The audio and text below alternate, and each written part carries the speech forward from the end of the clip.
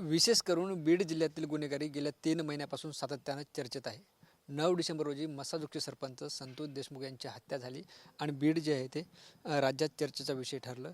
आपण बघतो या घटनेला 3 महिने होत असताना अजूनही ते प्रकरण सुरूच आहे. तर बीड जिल्ह्यातील गुन्हेगारीचे वेगवेगळे पॅटर्न आपल्याला पाहायला मिळतात.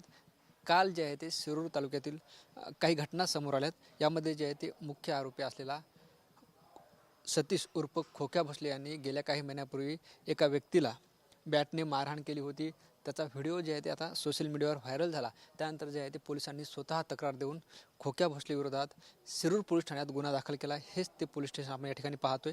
मात्र हे प्रकरण सुरू असताना दुसरीकडे खोक्या उर्फ सतीश भोसले यांनी जे आहे ते शिरूर तालुक्यातील बावी येथील दिलीप ढाकणे व महेश ढाकणे यांना मारहाण केल्याची घटना घडली. ती घटना आहे ते साधारणपणे 19 फेब्रुवारी रोजीची आहे.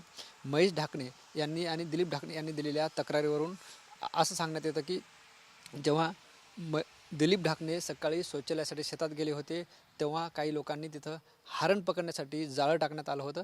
मात्र दिलीप ढाकणे यांनी त्याला विरोध केला. मी मोबाईलमध्ये शूटिंग करतो, तुम्ही हरण पकडू नका, असं जे आहे ते त्यांना सांगितलं. त्यानंतर जे आहे ते या ठिकाणी संबंधित 3 आरोपीपैकी एका आरोपींनी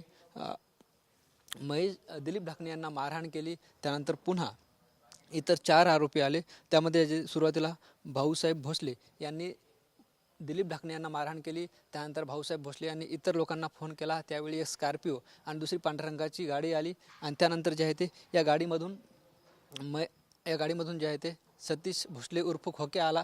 त्यासोबत इतर 3 माणसं होते. त्यांनी पुन्हा मारहाण केली असंही तक्रारीत नमूद करण्यात आलं आहे आणि त्या अनुषंगाने जे आहे ते शिरूर पोलीस ठाण्यात काल गुन्हा दाखल करण्यात आला आहे. मात्र याच अनुषंगानं दुसरी तक्रार जी आहे ते दिलीप ढाकणे व महेश ढाकणे इतर दोघांविरोधात दाखल करण्यात आली. त्या तक्रारीत असं म्हणण्यात आले की काही महिलांकडे जे आहे ते दिलीप ढाकणे गेले होते, महेश ढाकणे गेले होते, आमच्या शेतात डुकरं जास्त झाले, तुम्ही त्या पकडून द्या किंवा हुसकून लावा असं म्हणण्यासाठी जे आहे ते त्यांनी 18 फेब्रुवारीला यांची भेट घेतली होती. त्यांनी त्या ठिकाणी जाळं लावलं होतं. मात्र दुसऱ्या दिवशी त्या महिलेचा मुलगा आणि मुलगी हे जाळं पाहण्यासाठी गेले असता महेश ढाकणे, दिलीप ढाकणे व इतर 2 आरोपींनी मुलाला मारहाण केली, विनयभंग केला आणि त्याच अनुषंगाने जे आहे ते या दोघांवर गुन्हा दाखल करावा या मागणीसाठी काही महिलांनी शिरूर पोलीस ठाण्यासमोर काल आंदोलनही केलं होतं. आणि आता जे आहे ते या प्रकरणात पुढील तपास पोलीस करत आहेत. खरं तर शिरूर पोलिसांनी जे आहे ते आता खोक्या भोसले व इतर आरोपींना पकडण्यासाठी एक पथक पाठवण्यात आलं आहे.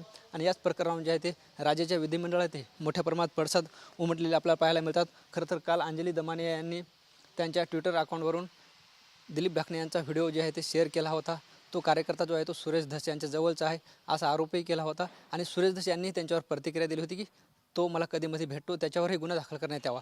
मात्र बीडमध्ये ज्या पद्धतीनं गुन्हेगारीचे नवे पॅटर्न समोर येतात त्यामुळे जे ते बीड जिल्ह्यात एक मोठी खळबळ पाहायला मिळते. आणि आता खोक्या भोसले आणि त्याच्या साथीदाराला पकडण्याचं आव्हान शिरूर पोलिसांसमोर उभं राहिलं आहे.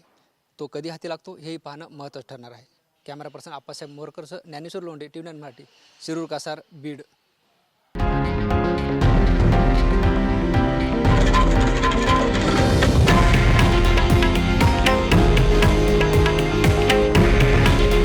हे आहे देशातील नंबर 1 न्यूज नेटवर्क आणि आपण पाहत आहात TV9 मराठी.